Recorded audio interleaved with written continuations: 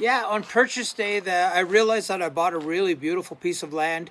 The land was so lush and green and lots of great topsoil everywhere. It seemed to be a great deal. It was beautiful.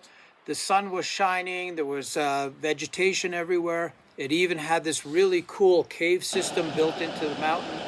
But 1 year later, we had a 100-year storm.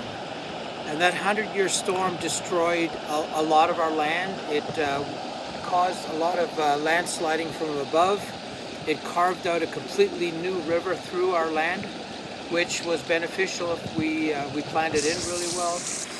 And this channel that went right through the land, we made it into a real feature. The idea was, do we walk away from this project, or do we keep working on it in such a way that we get back to the starting point? And that starting point was organizing all the materials that accumulated on the land. We had trees that came down, we had mud, clay, more topsoil.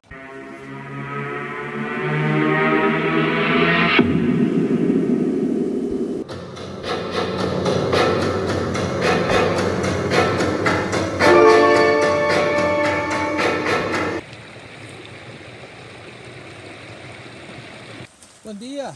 Buenos días. ¿Puedes creer? Claro, el sábado hizo. It turns out the lady blocked the river on the weekend again. So she did it actually the first time. We didn't really figure it out because who would do that to somebody? So it was her who actually built this stone wall and all these twigs and sticks and sent this water over top of our land to destroy it. She did it on the weekend. I found out later that she actually did it the first time to cause all this damage. She came with 2 men and she blocked the river, the main river, and sent it over our land. I was still in Canada when this happened, and then that big storm came. You can see all this very obvious placement of material. Our first order of business was building these gabion cages. We built them the first week we got there.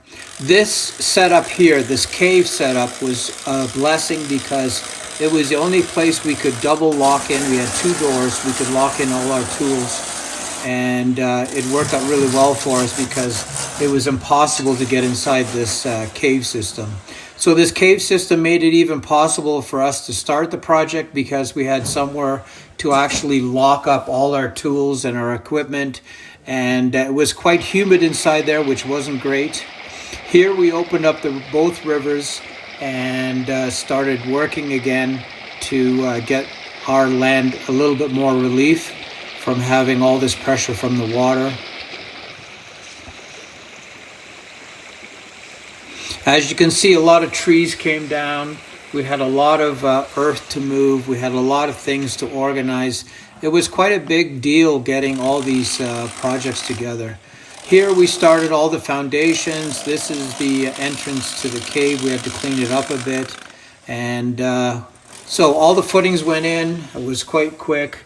We have quite a few good masons on the team, and we ended up setting up all this rebar and footings, and everything was done quite quickly, and it worked out really well for us having all this set up. Here's our septic tank pad. We had a bit of a run-in getting this all set up with the Ministry of Water. It was tough. Here you can see the Ecolodge skeleton. It's funny how this really stands out like a white elephant, but with all the trees growing in and everything taking over, this building actually has disappeared into the landscape, which was the ultimate goal. Here you can see a lot of the stonework, the stairs, the retaining walls.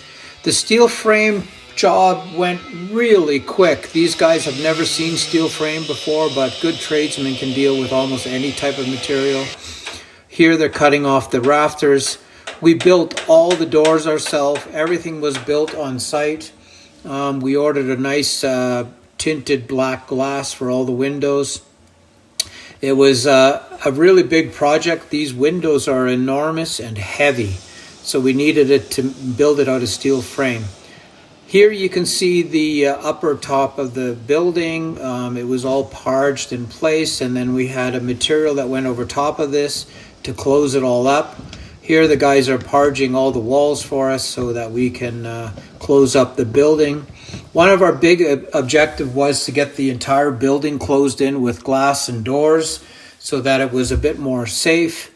We weren't living here at this time, so it made it a lot harder.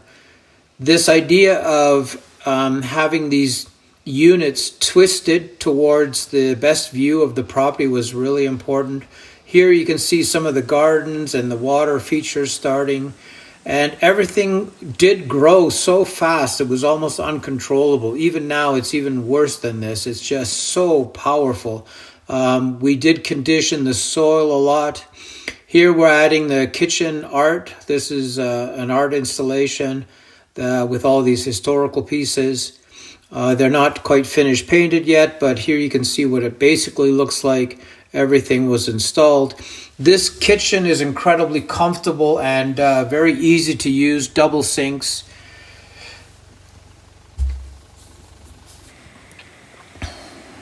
Here's one of the units completed.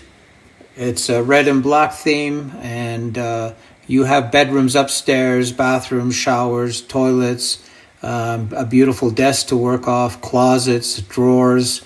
So it's really very modern, very well set up, and very unusual in Ecuador to get an apartment or a rental suite like this.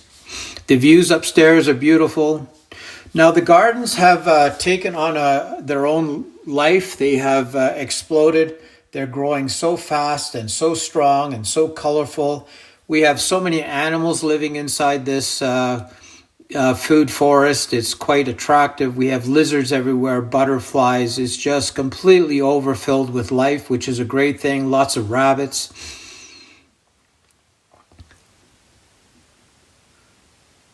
When it is sunny, the sun really does play a really magical game with this landscape. It just comes in and out. Such a beautiful sight. We have lots of ferns, lots of plants that are growing into the water, into the secondary river.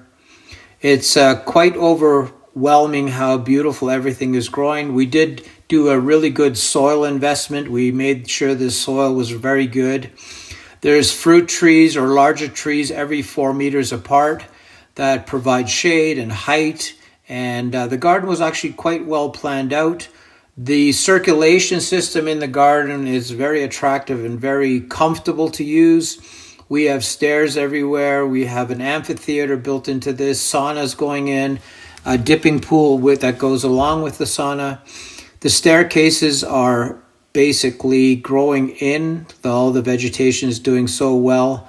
So we have to do a bit of pruning and get this shaped up again so that we can sort of control this massive and extensive growth that's going on all the time. Perfect weather here. We have lots of rain, lots of sun, lots of good weather for everything to grow incredibly fast and incredibly well. We still have some of the stone walls to do. We have to finish up some of the staircases, add some new staircases. And as you can see, everything is growing so well. The units are quite private, which makes it very comfortable to live inside them because you're separate from somebody else.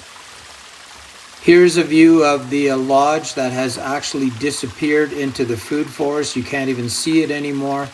It is so overgrown and so intensive that it makes it really interesting to be in this space. It's turning into a space with canopy, height, and it makes it very, very comfortable walking around in these gardens and enjoying them. And we feed our guests with all the food that we grow. We have more than enough food growing all the time.